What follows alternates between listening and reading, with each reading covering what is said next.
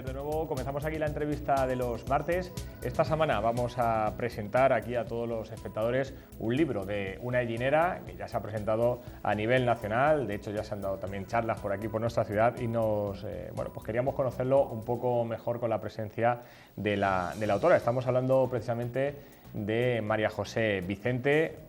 Leemos, pues básicamente ella es licenciada en Ciencias Políticas y de Administración, en Derecho, diplomada en Marketing y Publicidad con estudio de Sociología por la Universidad de Estocolmo y doctora cum laude por la Universidad Complutense de Madrid, y es la autora en este caso, que es por lo que ha venido aquí, aunque bueno, podríamos hablar con ella en más temas, pero bueno, en este caso vamos a ceñirnos al libro que ha publicado, que se llama Vueltas con el proteccionismo en un mundo en crisis. María José, buenas noches y bienvenida. Tal, Diego? Muchísimas gracias, muy buenas noches. Digo que muchas veces te hemos llamado por otros temas dentro de tu trabajo de abogada, el tema de las ciencias políticas. Aquí en este caso, pues nos viene, ¿no?, el tema de la política, lógicamente el proteccionismo, la política mundial, simplemente por los iconos que estamos viendo aquí en esta portada de este libro que has presentado y bueno, ahora hablaremos también un poco cómo ha respondido la gente, pero en primer lugar, coméntanos, este libro de qué trata, María José.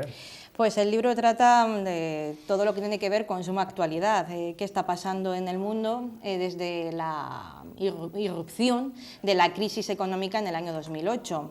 Comentabas que se han dado charlas informativas ya en Ellín, y efectivamente una de esas charlas fue en el Instituto Melchor de Macanaz, que le preguntaba a los alumnos que si tenían memoria de cuando no había habido crisis en este país. Claro, me decían, no, siempre hemos vivido en crisis. Ha sido la generación de la crisis. Es la generación de la crisis, que no recuerdan que antes de esta crisis pues no había esta situación de crisis económica. Y entonces este libro lo que intenta explicar es, a partir del 2008, qué ha pasado, qué viene pasando en el mundo para que se esté desatando una oleada en torno al discurso proteccionista que venden ahora los políticos. Porque si nos fijamos en tendencias políticas, no se trata simplemente de ser de una posición más ligada a la izquierda, ideológica, o a la derecha. El discurso en torno al proteccionismo en Francia ha estado en boca de dirigentes conservadores y de dirigentes de la izquierda, como hemos visto también que ha sido el discurso estrella de Donald Trump en Estados Unidos. Entonces, hemos pasado de un escenario internacional, de cuando, por ejemplo, en el año 2007, en las elecciones francesas, el concepto estrella era vender que teníamos que ser internacionalmente competitivos, no, ahora no, este discurso no cuela, no cala, porque lo que tenemos que hacer es dar soluciones frente a todo lo que ha supuesto esta crisis global. Ante la lógica globalizadora, ante una crisis global de problemas globales, se necesita dar soluciones. Entonces, el proteccionismo entra en juego en el discurso, por ejemplo, de Arnaud Montebourg, que es un socialista francés, que por ejemplo él lo que ha venido a reivindicar es el proteccionismo europeo. El proteccionismo europeo, que supone que los productos, por ejemplo, que se importen desde Asia o desde otros continentes, pues se les tiene que tasar con una serie de impuestos ambientales o sociales, ¿no? Entonces, lo que él considera es que se tiene que fomentar más todo lo que tiene que ver con los productos europeos. Y luego ese discurso antagoniza con el discurso de Le Pen, que del proteccionismo europeo pasa al proteccionismo meramente estatal, a lo que supone la vuelta a la soberanía nacional, a lo que supone el volver a los estados-nación, el que supone, por ejemplo, el ahondar en el euroescepticismo, teniendo en cuenta que Francia... Se contradicen, claro, porque el que defiende Europa puede chocar un poco con el que defiende su país y va en contra de Europa. Totalmente, pero por eso mismo el proteccionismo tiene que ser visto desde todas las aristas, ¿no?, para saber entender por qué es un discurso que ha calado y que está calando tanto en esta crisis.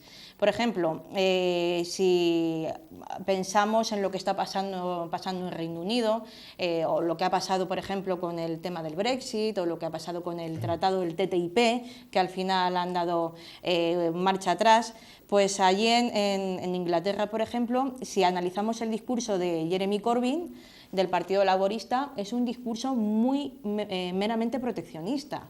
Está muy en contra del libre comercio, está muy en contra del liberalismo. Entonces, si analizamos un poco lo que ha sido la Internacional Socialista hasta el momento, pues todo lo que sonaba a izquierda se defendía desde el internacionalismo.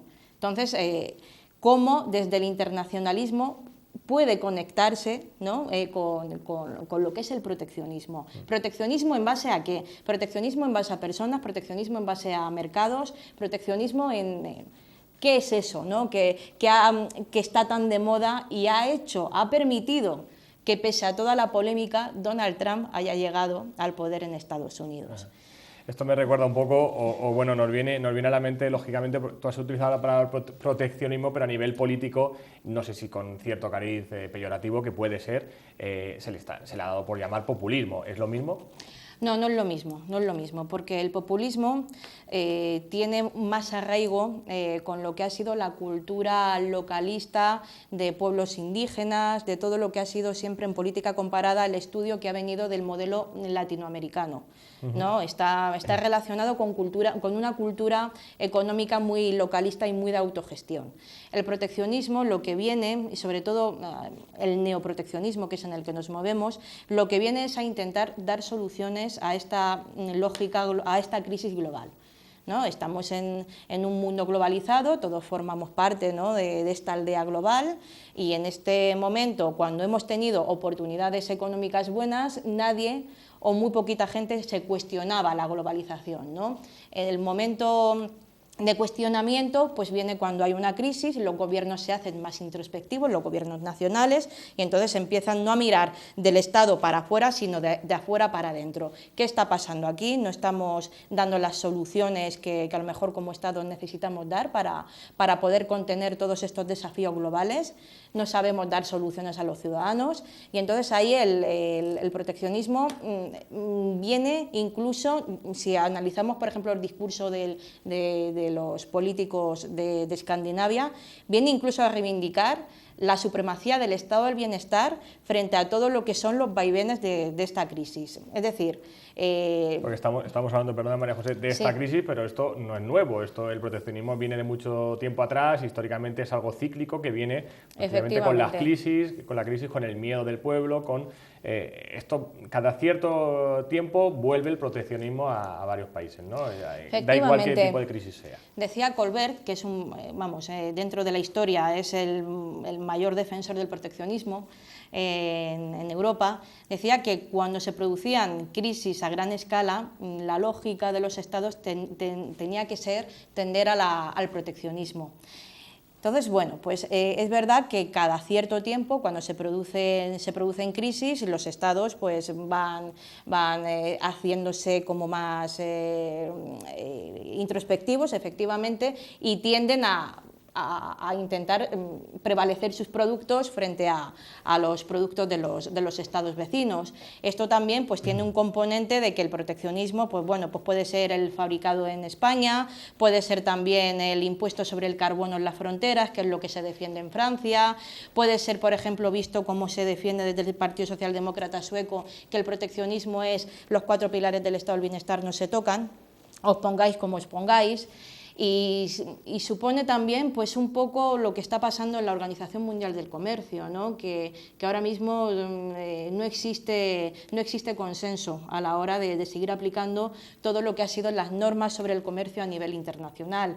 Existe, por ejemplo, una prohibición en las cláusulas que vemos sobre los derechos del dumping, es decir, cuando se prohíbe que haya empresas que estén aplicando productos por muy bajo coste para ir cargándose a las empresas competidoras y al final poder apoderarse de todo el mercado.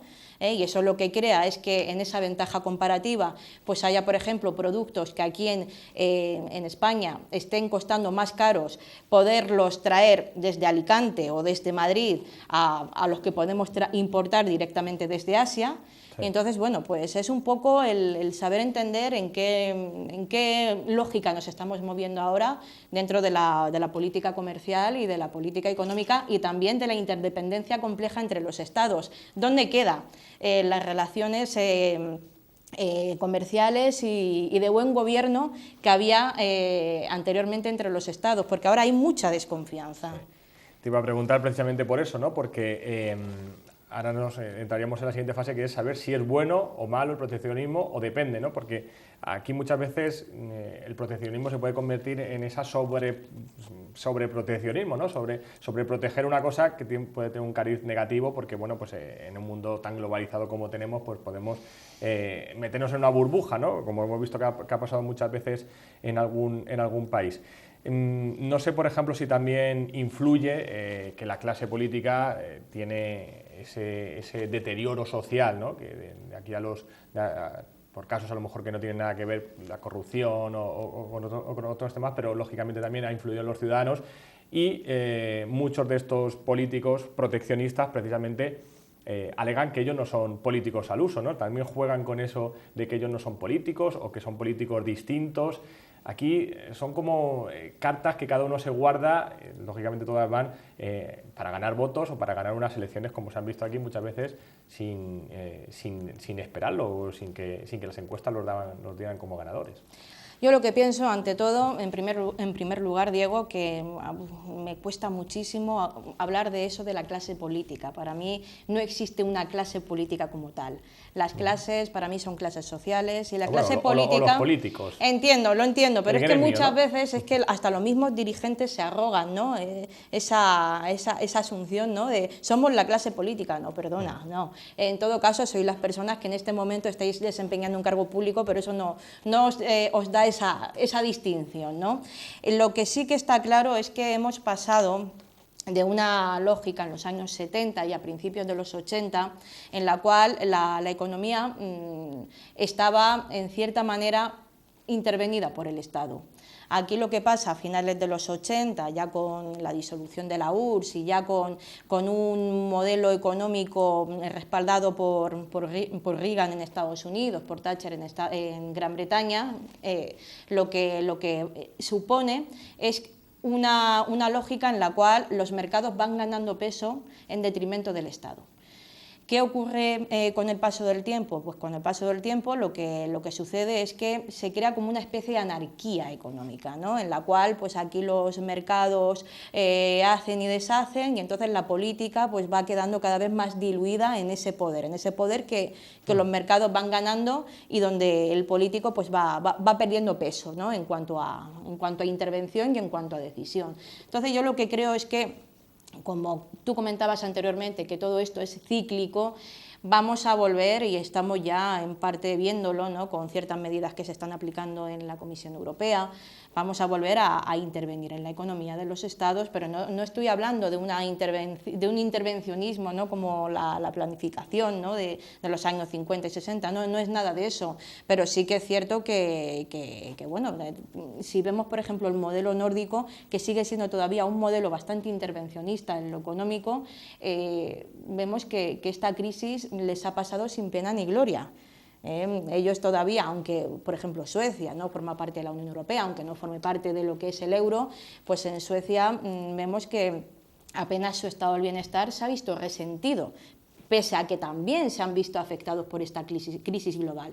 Y eso lo que hace pues, es uno plantearse, cuando hace este tipo de análisis, pues que intervenir en los mercados y en la economía pues, es lo que puede hacer que de nuevo pues, esta situación se desbloquee. No podemos hacer que para que esta situación se desbloquee pues, sigamos permitiendo que el mercado siga teniendo mucho más poder que el Estado a la hora de hacer esos flujos comerciales. Entonces vamos a esa lógica.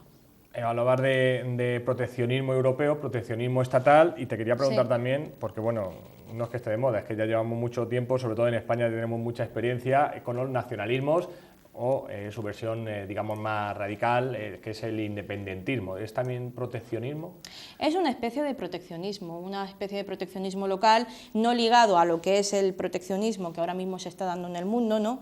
Que tiene como una visión mucho más intentando ser desafiante a lo que es la crisis global. Este proteccionismo del que me hablas es más bien una cuestión localista de intentar, pues bueno, mantener o ir a más cotas de poder con respecto a lo que es el Estado, ¿no? Aquí no, yo, por ejemplo, cuando leo los discursos, ¿no?, de ciertos dirigentes independentistas catalanes, pues no veo ninguna alusión a lo que está suponiendo la crisis global. No veo que haya unas medidas claras en base a qué está pasando con la crisis del euro en algunos países, no veo que hagan alusión a lo que es la crisis de la deuda soberana, no se plantean nada de eso, es simplemente dar una vuelta de rosca más a las tensiones separatistas y a tensiones entre Estado y cuestiones locales que creo que, pues, que no se han sabido resolver en todos estos años y que, bueno, pues en algún momento habrá que negociar, pero habrá que negociar en serio y no a través de los platos ni de los medios de comunicación hablando mal unos de otros. Yo creo que con una visión un poco más integradora y de Estado se intentará suavizar esas pugnas y esas tensiones territoriales. Pero ya te digo que no son como consecuencia de ver en los problemas globales y de intentar dar soluciones. Esto va por otro lado. Hablábamos precisamente de que, bueno, muchos de estos candidatos o de los votantes de estos candidatos precisamente eluden o quieren evitar a toda costa el establishment, el aparato, ¿no?, que se le dice aquí muchas veces también de los partidos, y quieren ir contracorriente, ¿no? A mí me interesa saber, sobre todo, ya que hemos hablado de esta nueva generación que ha nacido en la crisis, que ha vivido la crisis, que está sustituyendo, por ejemplo, a otra que ha sido también muy fuerte y ha tenido mucha fortaleza social y política, la que nació en la dictadura y luego la que ha nacido en democracia. Nos encontramos ante una nueva generación que también nos puede enseñar o por ejemplo, tú que hablas con ellos, que das las charlas, que luego ¿cómo los ves? ¿Cómo enfocan ellos la política, la situación actual? Porque yo así, sin hablar con ellos muy profundamente, sentarme y hablar con ellos, yo sí que los veo como muy pesimistas y al mismo tiempo también como diciendo que ya llegará su turno, ¿no? Bueno, yo soy... Como que no tienen prisa de cambiar ninguna realidad social. Pues yo soy optimista. Yo creo que los jóvenes, los más jóvenes, no dejan de ser aquello que ven en los mayores. Si ven a los mayores pesimistas, ellos van a ser pesimistas, está claro. Entonces, se necesita inyectar esa dosis de optimismo, por lo menos para que se motiven y trabajen, ¿no? Para que vean que hay otras realidades posibles y hay que transformar la realidad, ¿no? Hay un proyecto en Europa que se llama el TINA en inglés, que es There is no alternative, no hay alternativa. Entonces, es un documento muy interesante porque lo que viene a decir es que aquí llevamos muchos años hablando de la crisis, pero parece ser que, bueno, que en el diagnóstico todos nos ponemos de acuerdo, esto es un problema para los ciudadanos, la gente está empobrecida, la gente no puede pagar sus hipotecas, pero aquí a la hora de la verdad no se sabe dar con lo que es la solución, no nos ponemos de acuerdo entre territorios, no nos ponemos de acuerdo entre países. Entonces, yo lo que veo es que la juventud, cuando hablo con ellos, con adolescentes, hablo con gente más adulta, tienen muchas ganas de poder cambiar todo esto. Lo único, bueno, pues hay sectores críticos, ¿no?, que dicen, bueno, es que se han vuelto muy acomodaticios. No, lo que necesitan es saber que pueden hacer posible el cambio.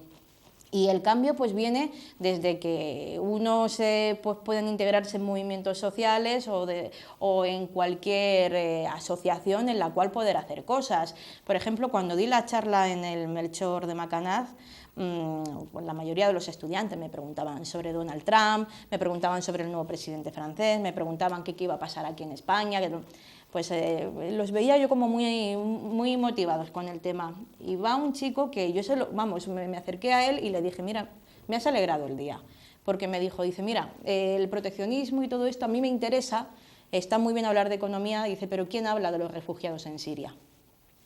Entonces, claro, veo que hay, claro que sí, que hay una sensibilidad social, claro que hay unas convicciones, sobre todo cuando yo siempre digo que lo bueno, si hay algo bueno en una crisis, es que la gente se da cuenta de que cuando estás en un callejón sin salida, o te quedas estancado, y te puedes quedar estancado toda la vida, o intentas dar marcha atrás y salir de ese callejón por otro lado. Entonces, lo bueno que tiene la juventud es ese motor, es esa fuerza de decir, mira, yo no me voy a quedar estancado, por mucho que las circunstancias me lo quieran imponer. Entonces, yo siempre digo eso, que es lo que ven en los mayores, y los mayores pues tienen que tener esa ilusión también de poder empujar para que esa situación, para que estas situaciones cambien, claro que sí. Y el voto con 16 años, tú has hablado con muchos de ellos, ¿cómo lo ves tú? Bueno, yo tengo ahí, la verdad, tengo opiniones un poco encontradas, ¿no? Pero bueno, es algo que tengo que madurarlo todavía, voy a ser honesta, ¿no? Porque sí que veo que la gran mayoría de los chicos con los que hablo, claro, dedicándome, ¿no?, al tema de la investigación política, ¿no?, de la docencia política. Todos quieren, claro. Todos quieren, efectivamente, pero luego pues veo pues, que hay también mucho voto todavía inducido. Y ya no es una cuestión de que tengan 16 o 18 años, es que hay gente mucho mayor que todavía siguen sin tener claro cuál es su sentido del voto, ¿no? Entonces, bueno, es una cuestión que todavía la tengo yo que meditar. A vueltas con el proteccionismo en un mundo en crisis, que te quería preguntar también por la segunda parte de ese titular. ¿Todavía estamos en crisis, María José? Todavía estamos en crisis y además estamos en una situación... de lo que nos dicen. Sí, a pesar de lo que nos dicen, porque bueno, si hablamos de grandes mercados y de índices bursátiles, pues muy bien, podemos tomar como referencia 4 parámetros y con eso ya la crisis se ha terminado, pero también hay otra realidad, que es la realidad de las personas y que es la realidad de la microeconomía, ¿no?, y de la economía doméstica y también de la fuerte economía sumergida que hay en este país, que es un dato que para mí me parece espeluznante, ¿no?, que tengamos la economía sumergida, la segunda economía sumergida más fuerte de toda Europa. Entonces, bueno, luego si nos pensamos en lo que yo, por ejemplo, que soy una persona muy implicada, muy comprometida, ¿no?, con lo que es la defensa del estado del bienestar, bueno, pues lo que es la garantía básica de los 4 pilares, educación, sanidad, dependencia y pensiones, pues vemos que no, nadie nos garantiza que eso vaya mejor de cara a un futuro. Entonces, claro, no creo que hayamos salido de la crisis, y precisamente cuando hablo de cambio de paradigmas es porque ahora mismo pues estamos en un cambio de paradigmas. Ni la izquierda ideológica, que era tan internacionalista y tan antiglobalización, ahora tiene esos discursos tan fuertes, por ejemplo, si lo analizamos en Francia, o por ejemplo lo que es el centro derecha francés, que era tremendamente liberal, o sea, lo que se llama neoliberalismo salvaje, ¿no?, pues ahora también se ha vuelto muy proteccionista. Lo veíamos también en los discursos de Sarkozy o de François Fillon. Entonces, bueno, yo creo que estamos en un cambio de lo que son los conceptos de globalización, proteccionismo, liberalismo, intervencionismo, y creo que vamos a una época en la cual pues, todo eso que habíamos visto en estos 30 años atrás pues, se va a empezar a ver de otra manera, simplemente para dar respuesta y dar solución a esta crisis global que todavía no terminamos de salir de ella. ¿Para quién está escrito este libro, María José? ¿Alguien, por ejemplo, que no entiende o no tiene mucho contacto con la política también puede comprenderlo? Por supuesto que sí, y además yo siempre digo que si quieres explicarle a alguien bien, economía, política, lo que sea, algo que te apasione, tienes que explicárselo en primer lugar a tu abuela de 95 años. Y si lo sabe entender tu abuela de 95 años, entonces tienes que darte cuenta de que lo has explicado muy bien. Entonces, el público objetivo, ¿no?, de este libro, yo cuando lo empecé a escribir, claro que era un libro de investigación universitaria, al principio estaba solamente enfocado a ese público, pero luego, como es un tema de actualidad, dije, ¿y por qué no voy a hacer que haya más gente que lo pueda leer?